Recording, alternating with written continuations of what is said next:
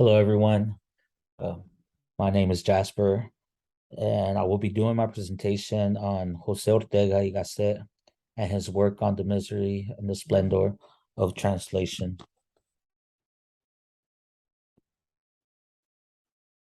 So, who is Ortega y Gasset? Ortega y Gasset was born in 1883 and died in 1955. He was a Spanish philosopher and essayist. He was appointed professor of philosophy, logic, and ethics at the Escuela Superior del Magisterio de Madrid in 1908. His most distinctive philosophical contribution is his perspectival epistemology. This is based on the epistemological principle that perception of and knowledge of something are always bound to the interpretive perspectives of those observing it.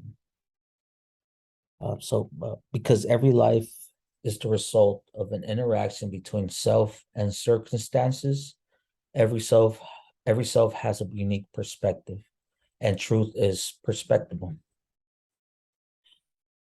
Uh, Ortega y Gasset left Spain at the outbreak of the Civil War in 1936 and returned to Madrid in 1948, but remained hostile to the Franco-fascist regime. Also in 1923, he founded the journal Revista de Occidente, which promoted translation of and commentary upon the most important figures and trends in European philosophy, while also providing a platform for young writers.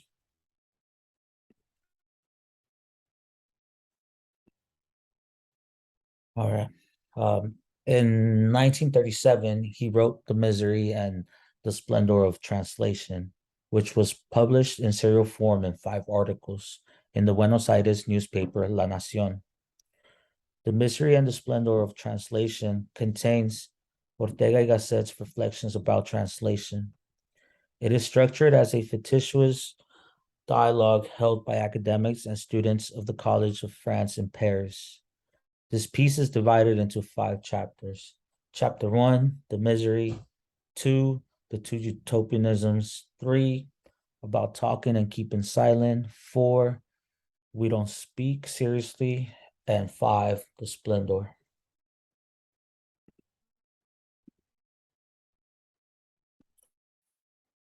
Okay, so traductore, traditore translates to translation, trader. So this discussion among academics and students begins with Ortega y Gasset explaining the miseries of translation, which to him is considered a utopian activity. Ortega states he, referring to the translator, he will be ruled by cowardice. So instead of resisting grammatical restraints, he will do just the opposite. He will place the translated author in the prison of normal expression. That is, he will betray him. Hence, traduttore, traditore. These Italian words, traduttore, traditore, refers to the concept that translation is always a betrayal of the true meaning of the original. In essence, no translation can never fully convey the full depth of meaning, emotion, and context as the original work intended.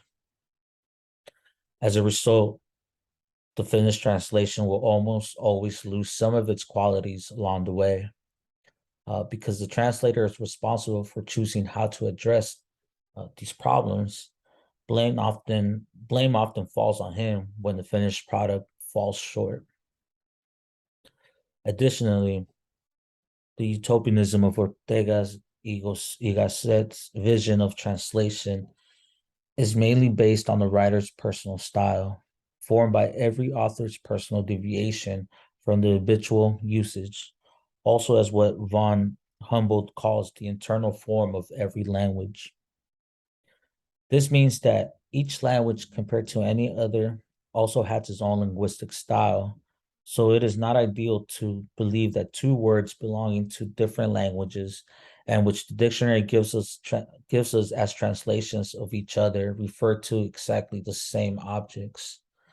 Ortega y Gasset gives the example of the Spanish word bosque, which Germans called evolved, yet the realities of each differ, even though the dictionary tells us they are the same.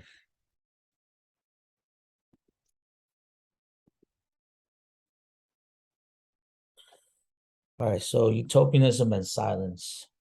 Um, so I have used the word utopian multiple times already, and I want to provide a definition of it.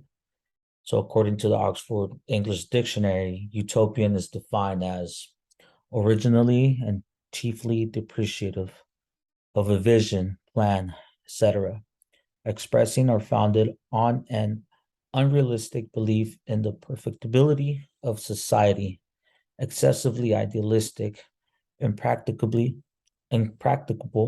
of an ideal condition, illusory, unattainable. Now, also in neutral or positive sense, idealistic, optimistic. All right, so as already mentioned before, Ortega y Gasset touches on the mysteries of translation and calls it a utopian activity because of the difficulty to achieve a perfect translation from the native tongue to the target language due to the different landscapes to where each language is formed.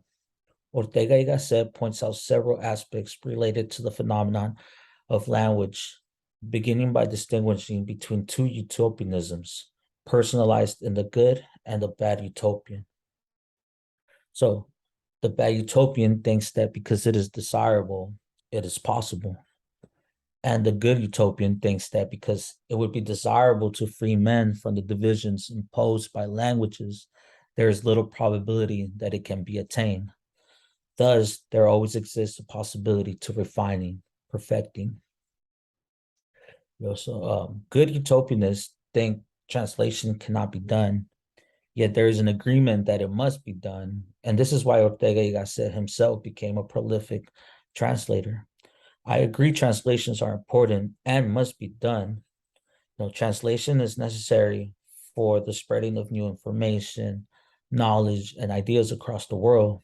It is absolutely necessary to achieve effective communication between different cultures, since spreading new information can enlighten us and help change history. Without translations, our world would be a different place where some of our most historical texts would have not been shared. So yes, it must be done. And as for silence, Ortega y Gasset mentions that silence is considered as a crucial element in his concept of translation. Silence shapes each language differently so that each language is a different equation of statements and silences. It is here where the main difficulty of translation lies. Furthermore, Ortega y Gasset considers language to be the origin and the embryon, embryonic element of all types of knowledge.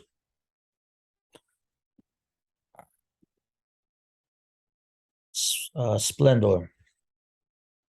So Ortega y Gasset concludes his essay with a discussion about the splendor of translations. To understand what the splendor of translation is, he leans on the words said a century before by the dear theologian Schleiermacher. Sorry if I butchered that. Um, but according to Schleiermacher, there are two approaches to translations. Either the translator leaves the writer alone as much as possible and moves the reader towards the writer, or he leaves the reader alone as much as possible and moves the writer towards the reader. Here, Ortega y Gasset's position is categorical. Only when the reader is torn away from his native linguistic conventions and forced him to throw himself into the mind of the original author can we speak of translation proper. It is here where the splendor of translation is found. Again, when the translation that moves towards the author and not the reader, the translator and the reader have the opportunity to really get to know the work in its social linguistic context and understand the culture behind it, understand what was going around the the original author. and even maybe get inside the author's head to get a sense of his thought process. And to wrap it up, I also think there's a sense of gratification of doing the work and investing the time and effort of achieving an acceptable translation. And this is it. Thank you for your time. Have a good one.